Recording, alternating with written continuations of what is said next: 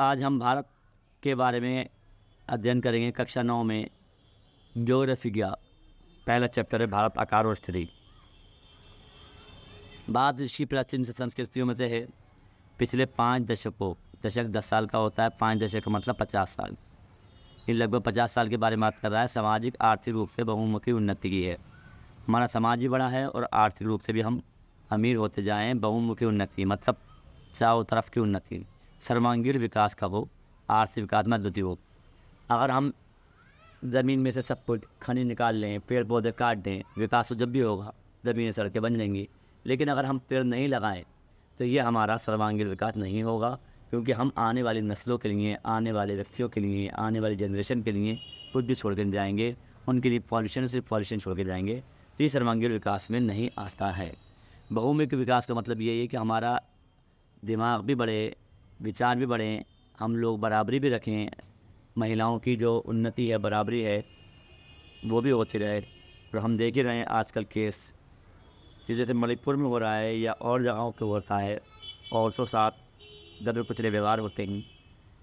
इसमें हम जब सामाजिक आर्थिक रूप से उनको अपने कंधे से कंधा मिलाकर साथ लेकर तरक्की करते हैं तो सामाजिक आर्थिक रूप से उन्नति होगी। आर्थिक रूप से भी औरत जात जो है वो तरक्की करे और सामाजिक रूप से भी बराबरी का हक ले, पढ़ाई लिखाई का हक, जॉब का हक सबका मिले। अगर हम किसी जाति विशेष या किसी प्रजाति को लिंग के आधार पर, जेंडर के आधार पर या धर्म जाति के आधार पर तरक्की नहीं करने दें तो हम समाज तरक्की नहीं कहलाएगी। या हमारा किसी विशेष फील्ड में तरक्की ना हो, जैसे हम विज्ञान में तरक्की कम करें तब भी हमारी समाजी तरक्की बाधित होगी। तो समाजी तरक्की हो गई। आर्थिक तरक्की मतलब मनी से रिलेटेड है। बहुमुखी मतलब फिर वही बात कह रहा हूँ कि सभी हों, ज्ञान की नॉलेज भी हो, पैसा भी हो, संस्कृति भी हो, सभी रंग की तरक्की हो। कृषि में तरक्की हो, उद्योग में हो, तकनीकी में हो, सर्वांगीण हो, चारों तरफ हर बंदा तरक्की करे। अद्भुत प्रगति हुई। भारत के विश्व इतिहास में महत्वपूर्ण योगदान रहा है। ये तो आपके समझ में आ गया टॉपिक। अब पढ़ते हैं स्थिति। स्थिति क्या होती है? ध्यान रखें स्टूडेंट्स, आपको जो नक्शे अब तक आपने देखे होंगे, ज़्यादातर फ्लैट नक्शे देखे होंगे। फ्लैट नक्शों में ग्रास थोड़ा ऊपर से फ्लैट होता है, जिसकी वजह से वो कन्फ्यूज़न पैदा करता है। ये ग्रीनलैंड है, ये अफ्रीका है। अगर फ्लैट नक्शों में देखोगे तो ग्रीनलैंड आपको बड़ा दिखेगा और अफ्रीका आपको छोटा दिखेगा, जबकि रियलिटी में ज़्यादा सीधा दिखाई गई है। लगभग ये ग्लोब में अगर आप देखेंगे, ग्लोब गोल गोल जो बॉल की तरह होता है, जिसको घुमाते हैं, ख़ास तौर से ज्योग्राफी की लैब में, ज्योग्राफी कक्षा में लगा होता जैसा रखा होता है, उसमें नक्शे लगभग सही मानक रूप में, स्टैंडर्ड रूप में पाए जाते हैं। वहाँ पे अफ्रीका आपको बड़ा और ये दिखेगा। लेकिन अगर आप फ्लैट नक्शे देखें तो ऐसा लगेगा कि ग्रीनलैंड बहुत बड़ा है, जबकि ग्रीनलैंड काफ़ी छोटा कंट्री है।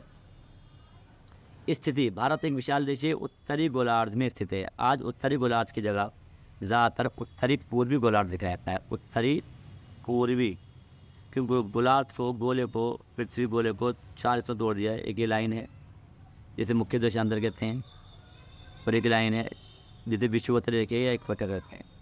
विषुवत या इक्वेटर कहते हैं या भूमध्य कहते हैं।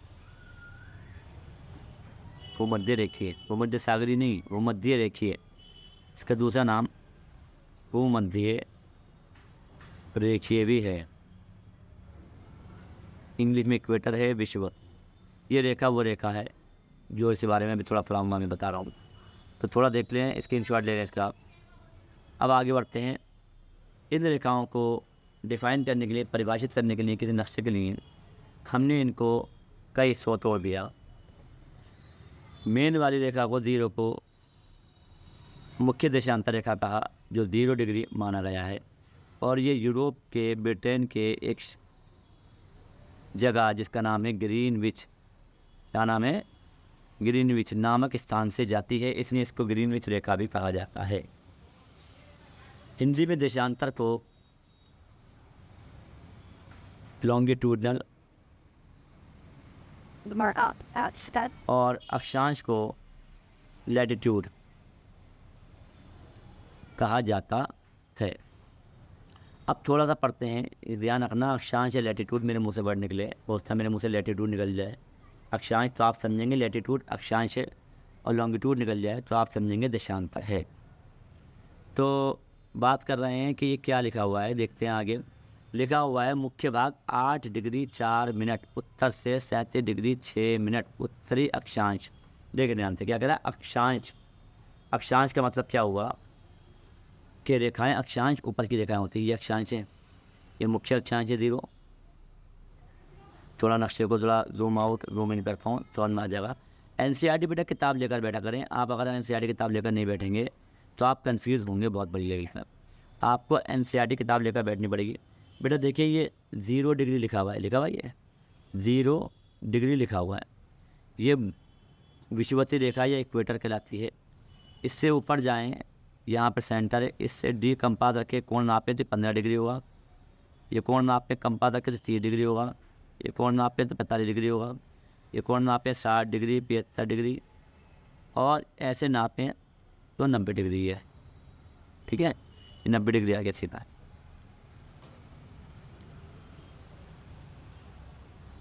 90 डिग्री को तो 75 डिग्री लाइन कहलाती है, इसके डिग्री का कोण है। इससे इसको नापेंगे, ये 90 है, ये हर पॉइंट है। तो इसी तरह से इनको नाम दिया गया है, क्योंकि सीधे खड़ी जगह 90 होगी, उनके हस्ते तोड़ दिए गए 60 और 30। ठीक है, इस तरह से इनके नाम दे दिए गए हैं 30 डिग्री। तो इस अर्थ पृथ्वी का ऊपरी सिरा और निचला सिरा, ये निचला सिरा जो है मुख्य भाग 8 डिग्री 4 मिनट उत्तर, ऊपर की ओर जा रहा है ना बेटा, उत्तर ऊपर होगा। आपको मैथ का भी नंबर आना चाहिए कि मैथ में 4 जो लिखते हैं, पूरब पश्चिम उत्तर और दक्षिण लिखते हैं, तो ऊपर की ओर उत्तर होता है, नीचे की ओर दक्षिण होता है। हमारा जो देश है उत्तरी गोलार्ध में और पूर्वी गोलार्ध में, अगर इसको तोड़ दूँ तो ये गोलार्ध आगे का पूर्वी है, पीछे का पश्चिमी गोलार्ध है। और अगर मैं ऊपर की ओर तोड़ दूँ तो ये गोलार्ध कहलाएगा ऊपर की ओर उत्तरी गोलार्ध है और नीचे की ओर दक्षिणी गोलार्ध है। तो ये पूरा हमारा जो हिंदुस्तान है, भारत है, वो पूरा का पूरा उत्तरी और पूर्वी गोलार्ध में है। आपके सवाल में लिखा हुआ है उत्तरी गोलार्ध। गोलार्ध होता है आधा गोला, गोलार्ध अर्ध गोला मिलकर बनता है गोलार्ध। ठीक है, अर्ध गोला मैथ में भी आता है, मैथ में भी ध्यान रखें। तो बेटा नीचे वाला हिस्सा जो है वो 8 डिग्री 4 मिनट पे है, ये 0 डिग्री है, इसके ऊपर जाएंगे तो ये 8 डिग्री 4 मिनट है। और ऊपर का हिस्सा जो है वो 30 से ऊपर, 30 से 40 के बीच में, 30-45, ये 30 है, ये 45 है, तो इसके बीच में कितना आता है 37 डिग्री 6 मिनट है ये हिस्सा। और ये हिस्सा कितना है 8 डिग्री 4 मिनट है, उत्तर में है, शून्य वाली लेन से ऊपर उत्तर की ओर चल रहा है। इतना समझ में आ गया। अब क्या कह रहा है, अब आ रहा है अक्षांश। अक्षांश है, अक्षांश मन होते हैं, बता दिया था मैंने, लैटिट्यूड, लेटी हुई समझ लिया आप, लेटी हुई रेखाएँ, ये खड़ी रेखाएँ, देशांतर रेखाएँ, देश का अंतर, इसको लॉन्गिट्यूड कहते हैं, लॉन्गी लंबी लंबी, देशांतर। तभी अक्षांश की बात करती है। अब मैं बात करने जा रहा हूँ क्या है कि 68 डिग्री 7 मिनट पूर्व, 68 डिग्री 7 मिनट पूर्व से, देखे ध्यान से, ये 60 वाली लाइन चल रही, देखो गौर से, देखो चल रही 60 वाली, और ये कितने चल रही है 60 और 90 के बीच में चल रही है। करीबन 75 होगा। 75 वाली लाइन क्या है, इधर गई है, क्या गई है, तो ये पीछे का हिस्सा जो है, ये वाला हिस्सा, ये 68 डिग्री 7 मिनट पे होता है, और आगे वाला हिस्सा 90 120 से बीच में, तो ये 97 डिग्री 25 मिनट पर प्राप्त होता है। तो हिंदुस्तान के नक्शे को फिर जूम करके दिखा दूँ मैं, देखें ध्यान दें बेटा, देखें ये 60-70 के बीच में है, ये 60 वाली लाइन है, तो 70 वाली लाइन इसके अंदर से जा रही है, तो ये 67 डिग्री है, और ये आगे 97 डिग्री है, आगे मुख्य भूमि, ये 97 डिग्री वाला है, ये 67 डिग्री वाला है जो अभी हमने आपको दिखाया था। इस तरह ये 8 4 84 7 है।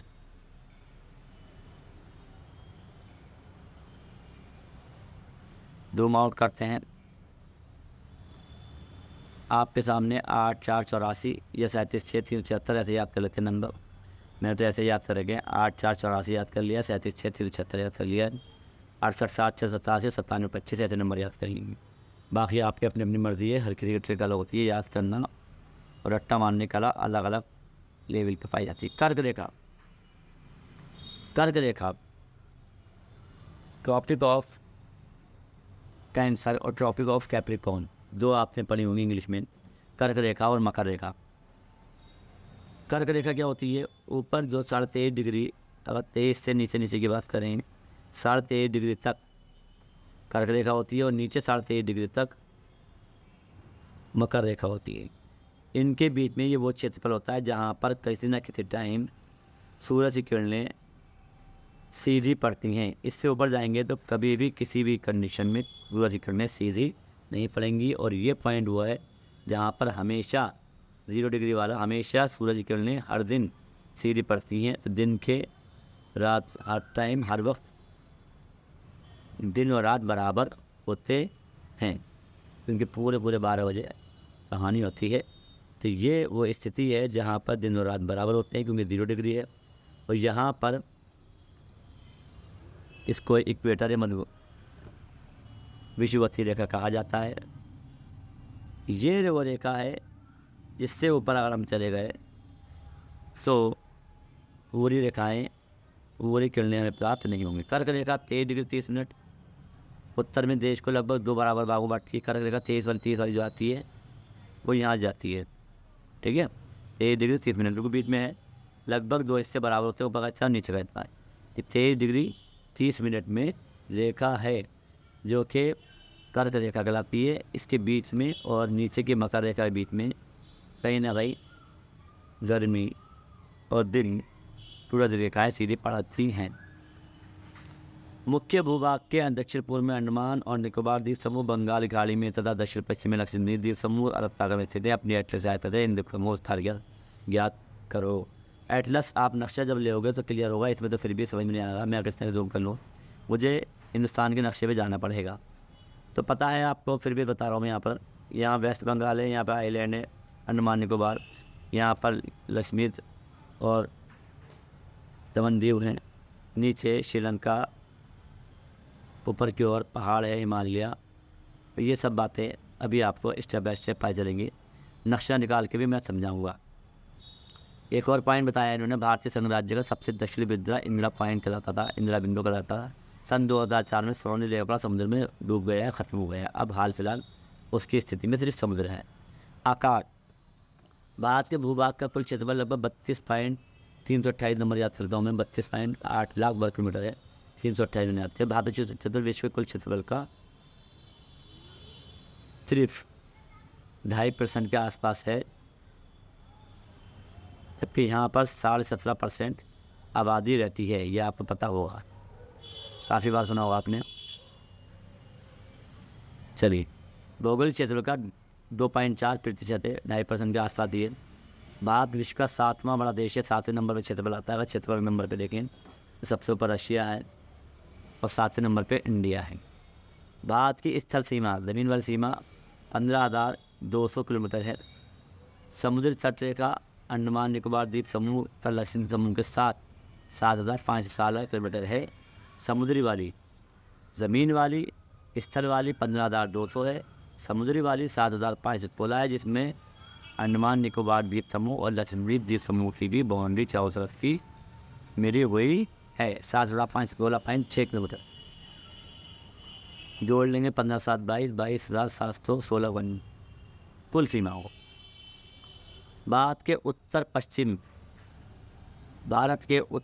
ऊपर की होता उत्तर पूर्व सीमा पर नवीनतम वरित परत से नए मुड़े पर्वत है। इसके दक्षिण का भूभाग उत्तर में चौड़ा है और 22 डिग्री उत्तरी अक्षांश से हिंदी महासागर की ओर संग्रह होता गया है। इसके पश्चिम में अरब सागर तक पूर्व बंगाली खाड़ी स्थित है। ये बात कर रहा है हिमालय, क्या बता रहा है? हिमालय की बात कर रहा है। चित्र 1.3 की बात कर रहा है। 1.3 देखे कहाँ है? ये है, चलिए यहाँ देखा हम चित्र 1.3 देखिए, मैंने दिखाया 33, 6, 8, 4, 68, 7 पीछे का और 97, 25 देशांतर रेखाएँ जो कि नक्शाएँ ऊपर ले गए। 68 डिग्री वाली रेखा है, 72 वाली है, 72 वाली लगभग इसमें जा रही है और 76 वाली बीच में जा रही है, 80 वाली 7 रेखाएँ हैं। इसकी हमारे देश की यहाँ तक चौड़ाई 2,937 किलोमीटर है। और लंबाई 3214 किलोमीटर है। ये नैनी नाम की जगह है, ये इलाहाबाद में मिर्ज़ापुर के आसपास एक नैनी जगह है।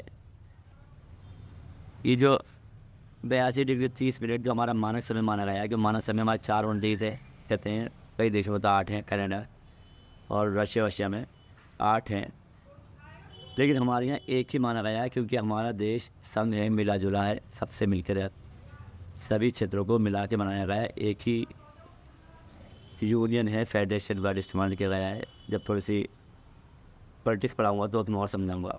इसलिए इसका मानक समय हमारे संविधान निर्माताओं ने एक ही मानने की कोशिश करी, 82 डिग्री 30 मिनट, जो इलाहाबाद में नैनी नाम की जगह से जाता है। यहाँ पर इलाहाबाद है, आसपास यहाँ से जाता है, वहाँ से माना है। अभी बात कर रहे थे, इसमें पहाड़ की बात कर रहे हैं। तो पहाड़ बेटा यहाँ पर ये हिमालय चलते हैं, उत्तरी पश्चिम सीमा से लेकर आगे तक बंगाल की खाड़ी में ये यहाँ से चौड़ा है और यहाँ से पतला होता गया है। पीछे से चौड़ा हिस्सा है, या आगे से पतला होता गया, यही बोल रहा था इसको। अरब सागर पीछे, यहाँ पर लक्षद्वीप है, अंडमान निकोबार ये द्वीप समूह है पूरा, दो हिस्सों में टूटा, ऊपर के हिस्से अंडमान, बीच के निकोबार कहते हैं।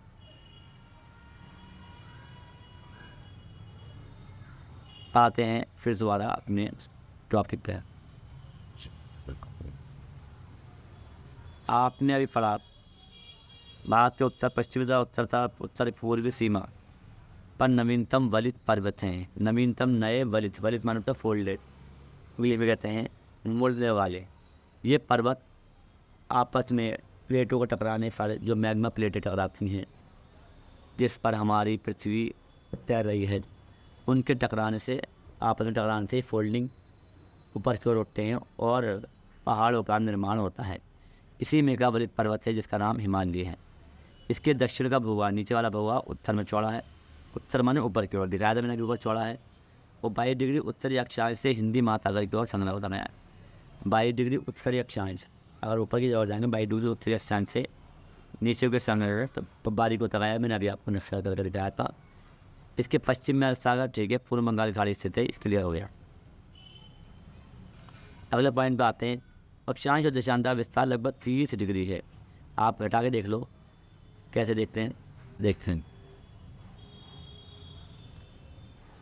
बेटा। ये आपका 9725 है ये नंबर, और ये 6860 है, इसको घटाओगे 9725 को, मिनट घटाने आता होंगे शायद, 68 डिग्री 7 मिनट, 7 मिनट है तो 07 की, 25 7 गया 22, 7 में 8 गया 7 8 गया 9, 8 बचेगा 2, 7 मिनट हैं, मिनट को रहा है 22 29 डिग्री, ये फ़र्क आ रहा है। और ऊपर से नीचे निकाले 37 डिग्री 6 मिनट से 8 डिग्री 4,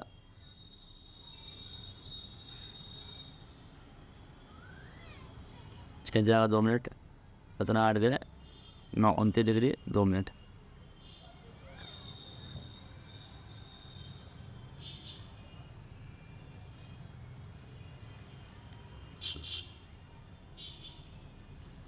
अक्षांश और देशांतर का विस्तार लगभग 30 डिग्री है, 29 डिग्री के आसपास आ रहा है, 29 डिग्री और कुछ मिनट आया था, तो उसको लगभग 30 डिग्री मान लिया गया है, ठीक है। परंतु फिर भी पूर्व पश्चिम का विस्तार उत्तर दक्षिण विस्तार की अपेक्षा कम प्रतीत होता है। तो क्यों होता है? क्योंकि बीच में जो देशांतर रेखाएँ होती हैं वो सामान्य होती हैं, किनारों से पतली होती हैं। दिखाता हूँ मैं आपको ऐसा क्यों होता है, देखते हैं बेटा। ये इस नक्शे पे आते हैं हम, इस नक्शे को देखो ध्यान से। ऊपर की ओर पथ दूरी कम है और बीच में दूरी ज़्यादा है, और बीच में दूरी और ज़्यादा बढ़ती जा रही है। ये दूरी ज़्यादा है, ये दूरी कम है, और ये दूरी और कम है, क्योंकि ऊपर की ओर गोला छोटा होता जाता है और बीच में गोला क्या होता है, बड़ा होता है। तो ध्यान रखें, ये दूरी दोनों का फ़र्क 30 डिग्री है। यहाँ से यहाँ तक भी फ़र्क 30 डिग्री है, और यहाँ से यहाँ तक भी 30 डिग्री फ़र्क है। ऐसे लो या ऐसे लो, बढ़। तो ये दूरी 30 डिग्री पे कम बैठेगी, दूरी 30 डिग्री पे ज़्यादा बैठेगी, क्योंकि यहाँ पर दूरी का फ़र्क सेम है। ये दूरी हमेशा सेम होती है। इन दूरी की इन दूरी, इन दूरी की इन दूरी, ये दूरी आपस में बीच में हमेशा सेम रहेंगी, क्योंकि यहाँ पर जो गोला है वो सेम जा रहा है। क्लियर है? कहीं भी जाएगा गोला सेम जाएगा, लेकिन ऐसे दूरियों का फ़र्क पड़ता जाएगा ऊपर की ओर फ़र्क कम होगा और नीचे की ओर फ़र्क क्या होगा, ज़्यादा होगा। ऊपर फ़र्क कम है और नीचे फ़र्क क्या है, ज़्यादा है। ये फ़र्क बड़ा है और ये फ़र्क छोटा है, ये फ़र्क और छोटा है। तो यहाँ पर जो फ़र्क है वो क्या है, छोटा होगा और यहाँ फ़र्क क्या होगा, बड़ा होगा। तो यही बताना चाह रहे हैं कि ऐसा क्यों है, 3 डिग्री का अंतर आ रहा है मिनटों का, लेकिन ऐसा अंतर क्यों आ रहा है। क्लियर हो गया आपको। इसके गुजरात से अरुणाचल प्रदेश के स्थानीय समय में 2 घंटे का अंतर है। कितने घंटे अंतर है।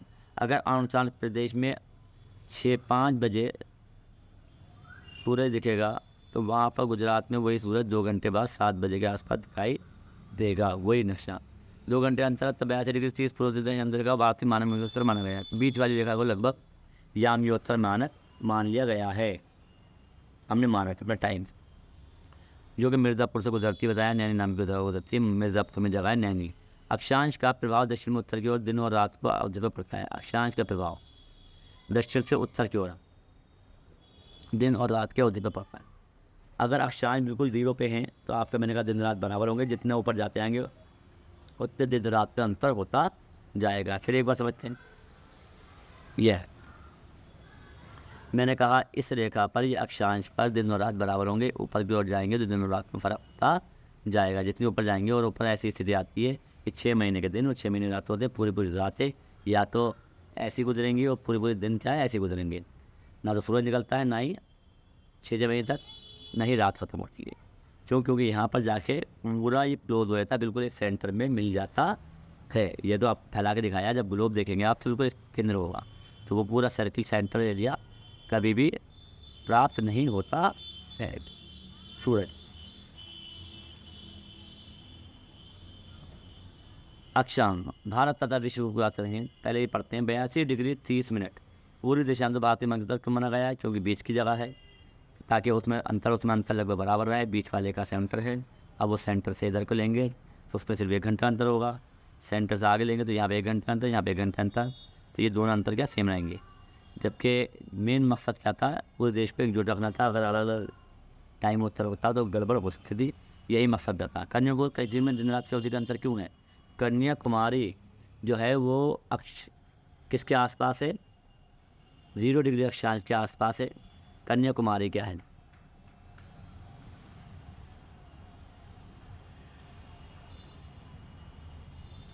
बेटा कन्याकुमारी ये ज़मीन का पॉइंट है, ये 0 डिग्री के बिल्कुल पास है। तो यहाँ पर दिन और रात बराबर है, तो यहाँ पर लगभग दिन और रात बराबर दिखाई देंगे, ज़्यादा फ़र्क नहीं होगा। लेकिन यहाँ पर अक्षांश बहुत बदल गया है, तो यहाँ पर दिन और रात में फ़र्क काफ़ी आ जाता है, क्योंकि ये विषुवत रेखा इक्वेटर से इसकी दूरी काफ़ी बदल गई। भारत तथा विश्व के बारे में हम कल पढ़ेंगे। 23